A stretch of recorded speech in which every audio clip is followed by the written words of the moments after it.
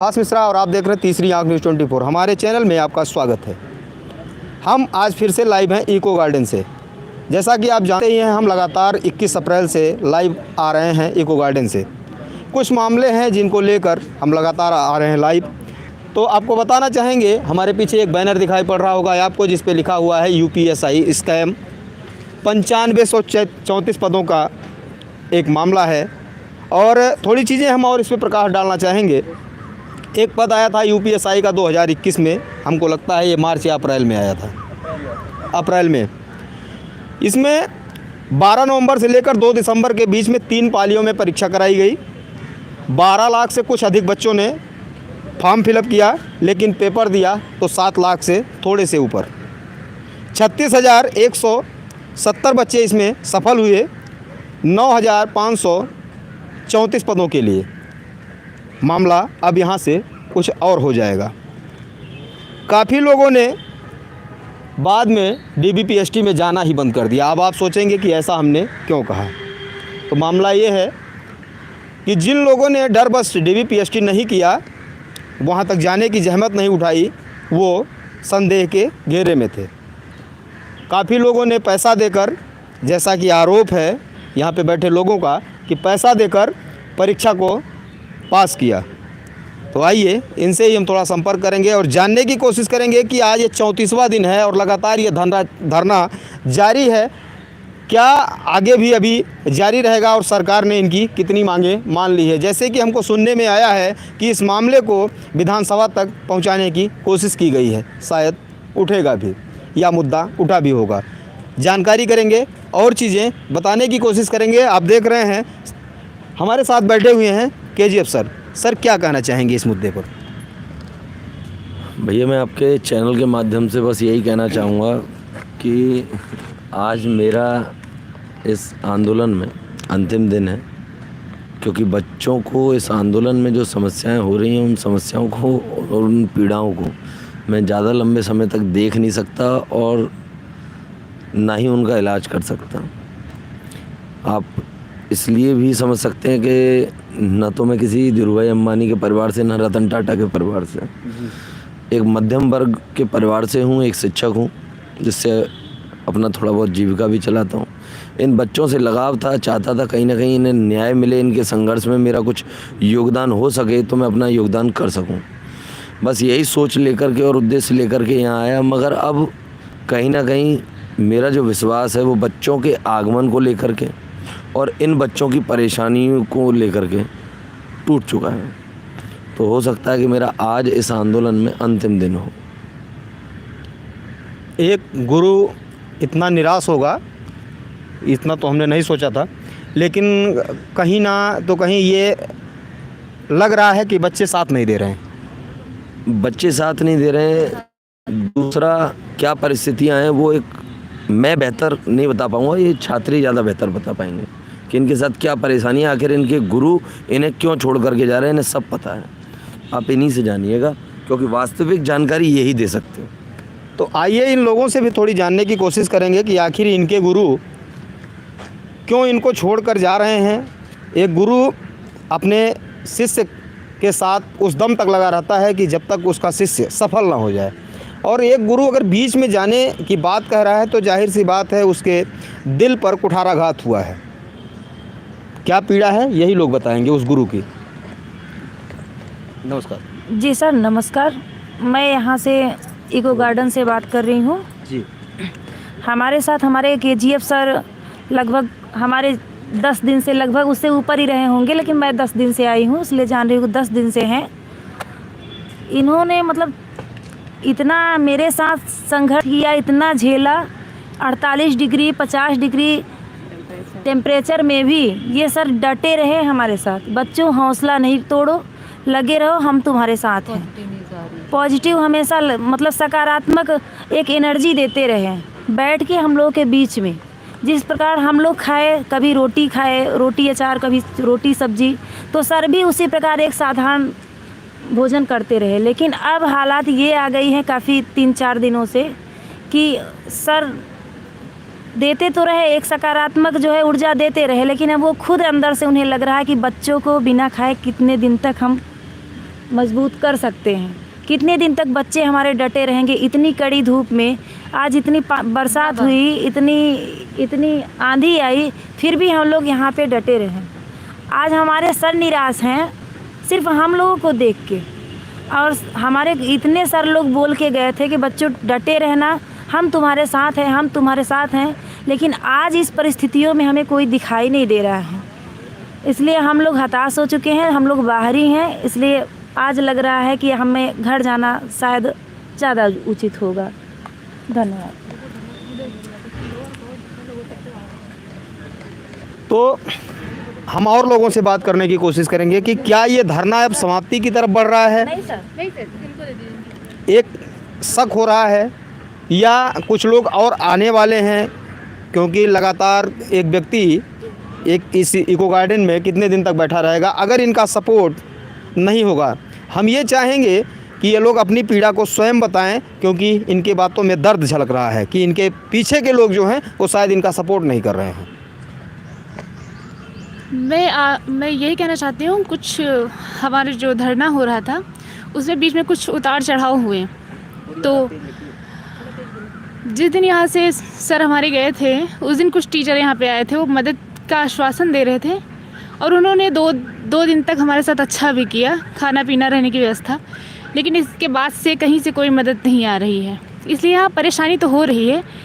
खाने पीने की, रहने की कोई दिक्कत नहीं है, हाँ खाने पीने की थोड़ी प्रॉब्लम हो रही है। लेकिन फिर भी मैं उन बच्चों से ये कहना चाहती हूँ, उन अभ्यर्थियों से मैं ये कहना चाहती हूँ जो एक टाइम खाना खा के, आधा पेट खाना खा के, जो सारा दिन पढ़ाई करके मेहनत करते हैं घर में, जो घर के बाहर रहते हैं, किराए पे कमरा लेकर रहते हैं, वो नहीं दोनों टाइम बनाते, एक टाइम बनाते हैं, एक टाइम खाते हैं, सारा दिन पढ़ाई करते हैं। जब वो नौकरी पाने के लिए इतनी मेहनत कर सकते हैं, तो मैं बता दूं कि अब हमें ऐसा लगने लगा है कि हम जीत के बॉर्डर पे पहुंच गए हैं, बस जीतने ही वाले हैं। फिर हम क्यों खाने की वजह से ये मैदान छोड़कर भाग जाएं। हम आपसे ऐसा बिल्कुल नहीं कहना चाहते कि आप मैदान छोड़ के भाग जाइए। यहाँ पे हमारे साथ प्रॉब्लम हो रही है खाने पीने की, लेकिन फिर भी हम लड़ रहे हैं और लड़ते ही रहेंगे। एक टाइम खाएंगे या नहीं खाएंगे, लेकिन यहाँ से नहीं जाएंगे। और आप लोग भी घर से निकलिए, आप अपने हक के लिए नहीं लड़ सकते। जब आप जीत के रास्ते में खड़े हैं, बस मंजिल में पहुँचने ही वाले हैं, फिर आप नहीं लड़ेंगे। ये तो फिर नाइंसाफ़ी हुई अपने साथ ही। जब आप खुद अपने साथ नाइंसाफ़ी करेंगे तो दूसरे से इंसाफ की उम्मीद कैसे कर सकते हैं आप।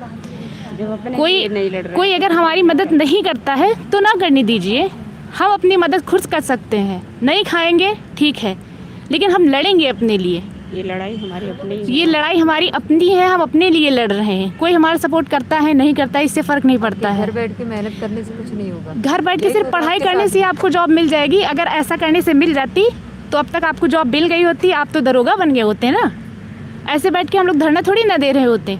और अगर घर बैठे आप और मेहनत कर रहे, सोच रहे नहीं इस जॉब में नहीं, दूसरी जॉब में हो जाएगा, आप लेखपाल बन जाओगे, एनटीपीसी में, नो, आपका सिलेक्शन कहीं नहीं होने वाला है। पहले से वो सारी वैकेंसियाँ फिक्स हो चुकी, पहले किसको मिलनी है, किसको जॉब मिलनी है, पहले से फिक्स हो गया है। आपके लिए कुछ नहीं बचा है। आप हमारी तरह यहीं पे आइए, धरना दीजिए। नहीं आप प्रॉब्लम होती है उन्हें झेलिए, जैसे हम लोग यहाँ देख रहे हैं।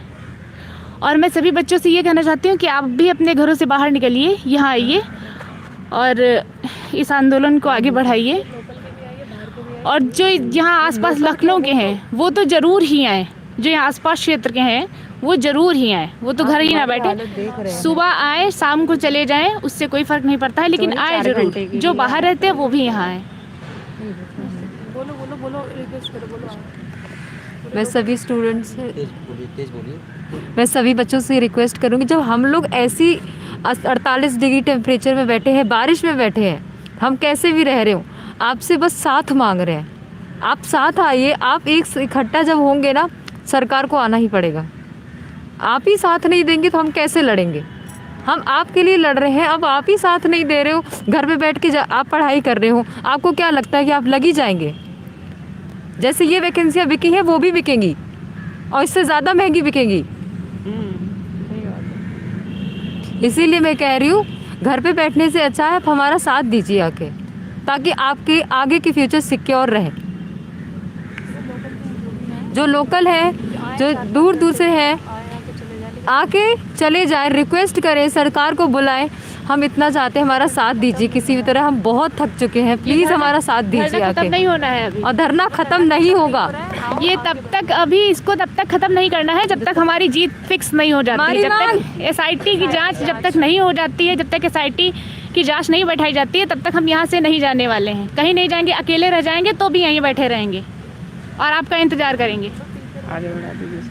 अच्छा, एक चीज़ हम जानना चाहते हैं कि जब एग्ज़ाम सेंटरों में माचिस की तीली लेकर आदमी नहीं जा सकता है, एक व्यक्ति अगर माचिस की तीली लेके जाना चाहे तो अंदर नहीं लेके जा सकता है, फिर इतनी बड़ी घटना कैसे घट गई? सर इसमें बिल्कुल इससे साफ पता चलता है जो सेंटर सर इससे बिल्कुल पता चलता है जो सेंटर के संस्थापक हैं या जो वहाँ मेन आदमी हैं वो कहीं ना कहीं मिले हुए हैं लोगों से, पैसा लिए हुए हैं, तभी तो उन लोग को जान दे रहे हैं। सेंटर संस्थापक मिले हैं या एजेंसी और जी एजेंसी तो मिली हुई है ही। वैसे भी देखा जाए एजेंसी के बारे में बहुत ही बुरी खबर है कि 6 राज्यों में वो पहले से ही बैन है और मध्य प्रदेश हाईकोर्ट ने उस पर 3.5 करोड़ का पेनल्टी भी लगाया है। इसके बावजूद भी उत्तर प्रदेश सरकार जो है उससे एग्ज़ाम करवाती है और एग्ज़ाम में बहुत सारी गड़बड़ियाँ पाई जा रही हैं। इसके बावजूद भी अभी भी कोई कार्रवाई नहीं हो रही अच्छे ढंग से। डेली बच्चे पकड़ाते हैं, बस ट्वीट होता है और बात ख़त्म हो जाती है। आखिर एक सवाल और होता है जी, सवाल ये है कि जैसे कुछ बच्चों का कटाव जो है जो इसमें बैठे हुए हैं, कुछ बच्चों का कटाव ऐसा है कि जो जैसे जनरल का 121 है आप लोगों ने बताया, तो उससे ज़्यादा नंबर हैं, उसके बावजूद भी उनको DBPST के लिए नहीं बुलाया जा रहा है, क्या मामला है? सर ये तो नॉर्मलाइजेशन का प्रोसेस है, अब उसमें हम लोग कुछ कह नहीं सकते। हालांकि यहाँ पे लगभग जितने बच्चे बैठे हुए हैं सभी का कट ऑफ से अधिक मार्क्स है, इसके बावजूद भी उन लोगों को DBPST के लिए नहीं बुलाया गया है। और इसमें यह भी है कि हम लोग सवाल भी नहीं कर सकते क्योंकि इसमें पहले बोल दिया गया है कि आप लोग जो है नॉर्मलाइजेशन पे सवाल नहीं कर सकते, जो दिया गया है वही सही, उसमें संतुष्ट रहिए। मतलब हम क्या अब अंग्रेज़ों के ज़माने में आ गए हैं कि जैसे अंग्रेज़ जो बोल देते थे कि आपको इतना ही बोल दिया गया है, इससे ज़्यादा आप बोल नहीं सकते हैं। अब हमारे बोलने पे और हमारे किसी भी अधिकार पे रोक लगा दिया गया है। एक व्यक्ति सवाल नहीं कर सकता है सरकारी तंत्रों से, जो सरकारी तंत्र है काम कर रहा है उससे अब सवाल नहीं कर सकता है कि आखिर इस कटाव से अगर हमारा नंबर अधिक है फिर भी हमको क्यों नहीं बुलाया जा रहा है। तो ये भी एक तरह से खेल हो रहा है हमको लग रहा है। और योगी जी की छवि को हम ये भी कहना चाहेंगे कि योगी जी की छवि को धूमिल करने की कोशिश की जा रही है। जो घूसखोर लोग बैठे हुए हैं इन सरकारी तंत्रों में काम कर रहे हैं, वो चाह रहे हैं कि योगी जी किसी तरीके से अपनी छवि को बचा ना पाएँ। जब उनकी छवि धूमिल हो जाएगी तो फिर वो धड़ल्ले से घूसखोरी का काम कर सकेंगे और इसी तरह एजेंसियां काम करती रहेंगी। कुछ कहना चाहते हैं आप, थोड़ा इनसे रूबरू होंगे? हाँ, ये जो UPSI का पेपर हो रहा है जो कि 2016, 17 और 21 में हुआ है, इस पे मैं कुछ लाइनें कहना चाहूँगा। दरोगा भर्ती यूपी की बड़ी कुंठित कहानी है, कभी 16, कभी 17, कभी 21 की रवानी है। ये भर्ती सिर्फ मेहनत और परिश्रम की दीवानी थी, कई बच्चे कई माँ बाप के सपनों की कुर्बानी थी, मगर दौलत के दलालों ने इसे इस तरह नचा डाला, नोच डाला, किसी ने हाथ, किसी ने पैर, किसी ने सर काट डाला। मगर एक वादा आज आपसे मैं ये कर दूंगा, जो मेहनत की ना हो पाई मैं दौलत की नहीं होने दूंगा। धन्यवाद। बड़ी अच्छी लाइन थी आपकी। इनकी लाइन सुन के एक फैजाबाद के एक शायर हुआ करते थे रफ़ीक सादानी, उनकी कुछ पंक्तियाँ याद आई जो अवधी में कहा करते थे कि वो कहते थे कि डिग्री लेके बेटवा दर दर भटको ना, डिग्री लेके बेटवा दर दर भटको ना, हवा भरो बेचो गुब्बारा उल्लू हो। उनका कहने का मतलब ये था कि आप गुब्बारा ही बेच लीजिए, वही रोज़गार है, डिग्री मत दिखाइए। तो हमको लगता है इस सरकार में अब डिग्री दिखाने की ज़रूरत नहीं है और हर व्यक्ति या तो गुब्बारा बेच ले या तो पकौड़ा तल ले। और पकौड़ा भी कहाँ से तलेगा? जब हर व्यक्ति पकौड़ा तलने बैठ जाएगा तो आखिर खाएगा कौन? पैसा आएगा कहाँ से? और लोग हैं और लोगों की बात जानेंगे। स्थितियाँ बहुत बुरी हो रही हैं प्रदेश की। और एक चीज़ और कहना चाहेंगे, जिन्होंने ये सपना संजोया था कि हमारे शरीर पे जब वर्दी होगी तो हम इस देश की, इस प्रदेश की रक्षा करेंगे, लोगों की, जनता की, वो उनके सपने भी कहीं ना कहीं टूट रहे हैं और उनके दर्द भी बढ़ रहे हैं। और इस तरीके से दलाल जब आ जाएंगे इस पूरे विभाग में तो वो क्या करेंगे लोगों की ज़िंदगियों के साथ, ये भी आप सोच ही सकते हैं। जो व्यक्ति पहले से ही पैसा दे के नियुक्ति पाएगा वो जाहिर सी बात है इस देश को खोखला करने का काम करेगा। कुछ लोग और हैं, उनसे भी जानना चाहेंगे आखिर कहाँ से आए हैं और क्या कहना चाहते हैं। जो लोग यहाँ नहीं आए उनसे क्या कहना चाहते हैं? सर मैं दिवाकर सिंह लखनऊ का ही निवासी हूँ और समाज से मैं यही कहना चाहूँगा कि मतलब कि इतने दिनों से आप लोग देख रहे हैं कि हम लोग यहाँ धरने बैठे हैं, लेकिन संख्या बल लगातार घटता ही चला जा रहा है। हमें ना बैक हैंड से सपोर्ट मिलता दिखाई दे रहा है और फ्रंट में भी लोग आके जुड़ते हुए दिखाई नहीं दे रहे हैं। फिर भी मैं समाज को कहना चाहूँगा कि इतना अधर्म देख कर भी आप शांत बैठे हुए हो, तो मैं एक पंक्ति यहाँ पे कहूँगा कि अधर्म पर मौन रहकर जो मात्र निहारे जाते हैं, अधर्म पर मौन रहकर जो मात्र निहारे जाते हैं, भीष्म हो, द्रोण हो या कर्ण हो, सब मारे जाते हैं। तो आप लोगों को आगे आना होगा, आप लोगों को आगे आना होगा, हम लोग का समर्थन करना होगा। मेरा भाई यहाँ बैठा है, नित्या नाम है, सारा मैनेजमेंट यही देखता है। आज खाते में इसके 1 रुपया भी बचा नहीं है, साथ में 10,000 का कर्ज अलग से लग चुका है। आप लोगों को फंडिंग करनी होगी। आप भाई अपना जी सहारा दीजिए आप लोग, हम लोग आप यहाँ पे आके हमारे आंदोलन से जुड़िए, इसको मजबूत बनाइए। और जब तक यहाँ पे हमारी मांग मान नहीं ली जाती है, चाहे 2 हो, चाहे 4 हो, चाहे 6 हो, हम यहाँ बैठे रहेंगे। SIT की जांच लेकर यहाँ से उठेंगे। जितने भी भ्रष्टाचारी हैं, धांधलीगर्द हैं, सबको जेल की हवा खिला कर यहाँ से उठेंगे। इसके पहले जाने वाले नहीं। 2-4 लाइनें और मैं बताना चाहूँगा, कुछ कहना चाहूँगा। वो सिंहासन चला रहे हैं राम राज्य के नारों से, वो सिंहासन चला रहे हैं राम राज्य के नारों से, घोटालों की बू आती है भर्ती की दीवारों से। जिस दिन युवा बगावत करने सड़कों पर आ जाएगा, जिस दिन युवा बगावत करने सड़कों पर आ जाएगा, उस दिन क्रूर हठी सत्ता और सिंहासन खा जाएगा। बीज है या सर्जना का यूं ही कहाँ मिट जाएगा, बीज है सर्जना का यूं ही कहाँ मिट जाएगा, वह रहेगा एक भी स्वर नाम जब तक आएगा। धन्यवाद।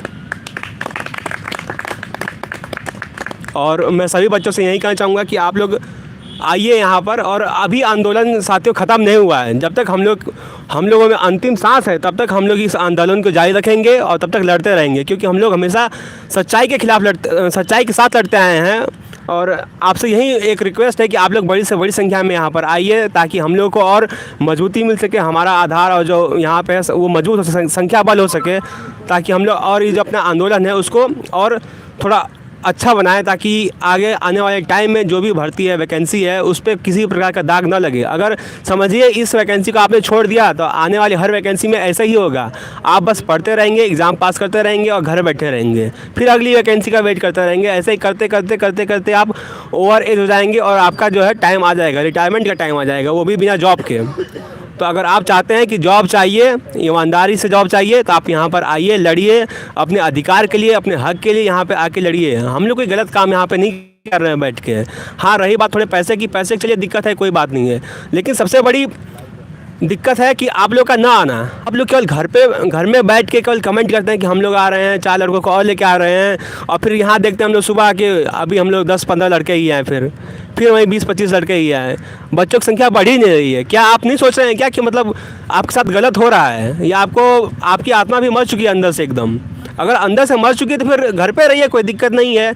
जब तक हम में अंतिम सांस है तब तक हम लोग अंतिम सांस तक की लड़ाई जारी रखेंगे। आप लोगों के कहने का मतलब ये है कि जिंदा व्यक्ति अगर है तो विरोध करेगा, लाश में कभी कंपन नहीं होती। और अपनी मांगों को लेकर अगर आप खुद नहीं जागरूक हैं तो तीसरा व्यक्ति आपका सहयोग नहीं कर सकता। कुछ लोग और हैं, इनसे भी सोचेंगे कि हो सकता है इनकी बातों को सुनकर कुछ लोग हो सकता है जाग जाएं और अपनी मांगों को रखें, क्योंकि आप अपनी मांग नहीं रखेंगे तो आपकी मांग आपके घर वाले आके नहीं रखेंगे, बाहर का नहीं रखेगा, पड़ोसी नहीं रखेगा। आइए इन्हीं से कहलवाते हैं। सर मेरा नाम नमित सिंह है, मैं बलिया से हूँ। सर कहते हैं, एक कहावत है कि teacher is like a candle which burns and gives light to another. Teacher एक जलती हुई मोमबत्ती की भांति होता है जो स्वयं जलकर दूसरों को प्रकाश देता है। तो सर आज हमारे स्टूडेंट को हो चाहे एक टीचर्स की बात हो, सर टीचर्स हमारी एक फैमिली की तरह है। माता पिता के बाद हम सबसे ज़्यादा टाइम जो है टीचर्स के माध्यम से बिताते हैं, चाहे वो ऑनलाइन मोड में हो चाहे ऑफलाइन मोड में हो। तो सर हम लोग एक पूरी फैमिली के तरीके से हैं। तो आज सर चाहे टीचर्स की बात हो चाहे स्टूडेंट की बात हो, सर आप और बच्चों सभी लोग फ्रेंड्स को सभी की आज ज़रूरत है हमें। तो अब आपस में अगर किसी कोई बैर हो रंजिश हो तो उसे ख़त्म करें और सब लोग सहयोग करें। और सर जल्द से जल्द और बच्चों आप लोग सभी आने की यहाँ कोशिश करें। और जितने भी बच्चे हैं जिन्हें ऐसा लग रहा है कि आने वाले एग्ज़ाम में ऐसा स्कैम नहीं होगा, ऐसा कुछ नहीं होगा, तो वो गलत है। ये तो अभी स्टार्टिंग है। जैसे कि आप समझ सकते हैं पुलिस डिपार्टमेंट जो पुलिस महकमा होता है ये हर मामले का निस्तारण करने के लिए बनाया जाता है। इस डिपार्टमेंट में अगर 15 से 20 लाख के रुपए में लेके धांधली हो रही है तो और आने वाले डिपार्टमेंट्स में नहीं होगी। तो ये इम्पॉसिबल है कहना कि ऐसा नहीं होगा। तो जो हम लोग नॉर्मली किसके पास जाते हैं, कोई प्रॉब्लम होती है पुलिस डिपार्टमेंट के पास जाते हैं, और उसी में ऐसी प्रॉब्लम चल रही है और उसी के स्टूडेंट्स को इतनी परेशानी हो रही है, तो हर डिपार्टमेंट में लगभग ऐसी ही होने वाली है। तो कल करे सो आज कर, इसलिए आज ही आइए, जब भी आइए आप लोग जल्द से जल्द आइए और हम लोग का साथ दीजिए। और टीचर्स सर सभी लोग से रिक्वेस्ट है मेरी हाथ जोड़ के कि आप लोग सपोर्ट करिए और जल्द से जल्द आइए। Thank you sir. तो जैसा कि आपने देखा कि आप बलिया से हैं और बलिया के विषय में एक उक्ति भी है, क्योंकि स्वतंत्रता संग्राम की पहली गोली जो चली थी वो बलिया से ही चली थी। और कहा जाता है कि वीरों की धरती जवानों का देश, बागी बलिया उत्तर प्रदेश, सॉरी। तो उस धरती से आके और ये ललकार रहे हैं और आप लखनऊ से नहीं आ रहे हैं, तो शर्म की बात है। खैर हम तो इस चीज़ को नहीं कह सकते हैं, आपको बुला नहीं सकते हैं, हमारा कोई अधिकार नहीं है। हमारा तो काम है आपकी बातों को जन जन तक पहुंचाना। हम एक माध्यम हैं और लोगों से कोशिश करेंगे कि कुछ कहें, क्योंकि संख्या घटती जा रही है, मनोबल टूटता जा रहा है इन लोगों का जो यहाँ हैं। अगर आप नहीं होंगे तो कोई और होगा, और कोई और नहीं होगा तो कोई और होगा, ये कंफर्म है। इसी तरीके से भर्तियाँ धांधली की भेंट चढ़ती जाएंगी और कोई और नहीं तो कोई और होगा। ज़रूर एक लाइन आएगी और दूसरी लाइन उससे बड़ी खींच दी जाएगी। आइए।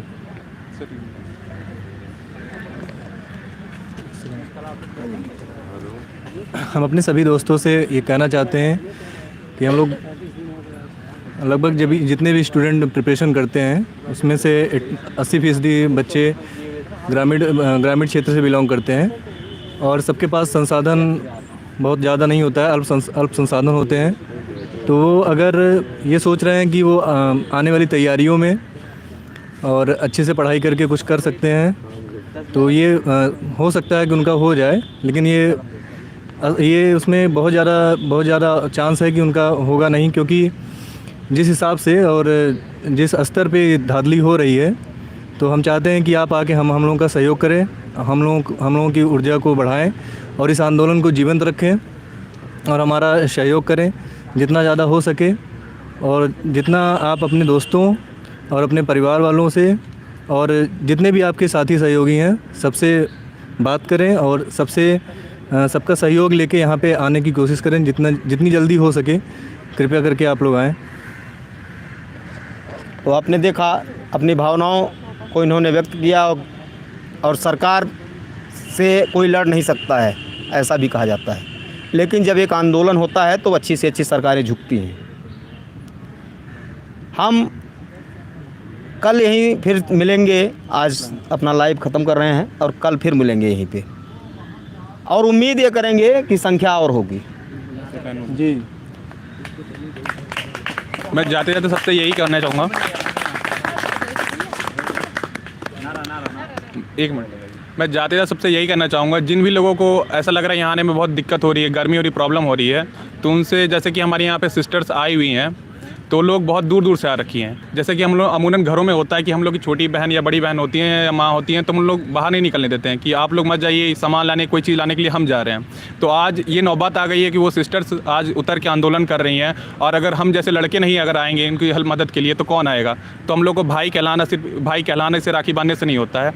आज ये हमारी सगी बहन नहीं हुई तो क्या किसी की बहन है, हमारी बहन ही हुई, तो उनका हक है और इनका सपोर्ट करने के लिए हमें आना पड़ेगा। आप लोग आइए, गर्मी, तूफान, आंधी कुछ भी आएगी, लेकिन सिस्टर्स खड़ी हैं तो हम लोग क्यों नहीं खड़े हैं। सबका साथ सबका विकास जो कहते हैं, तो ऐसे नहीं होता है वो।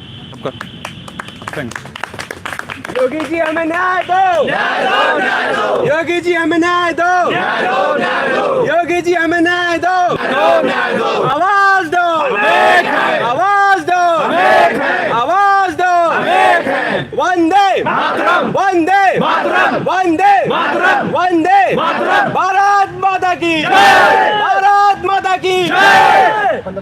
15 लाख 15 लाख 15 लाख दरोगा पास। और आपने देखा गली गली में सो रहा है, गली गली में सो रहा है।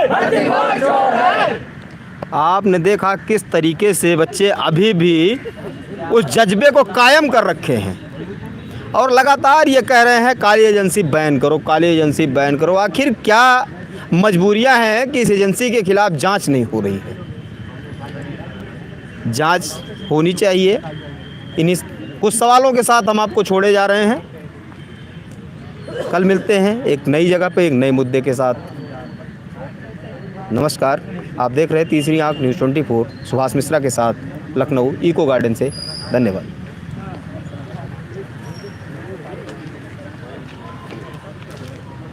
चलो भैया निकलो तुरंत।